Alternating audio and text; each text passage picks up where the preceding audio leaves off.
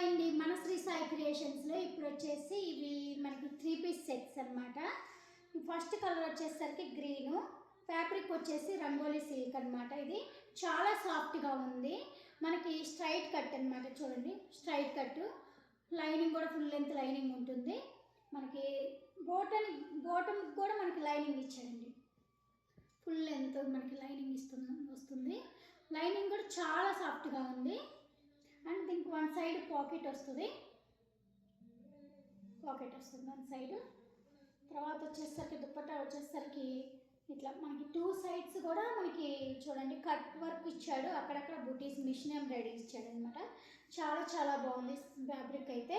ఇందులో వచ్చేసి 2 colours available ఉందండి, పర్పుల్, బాటిల్ గ్రీను.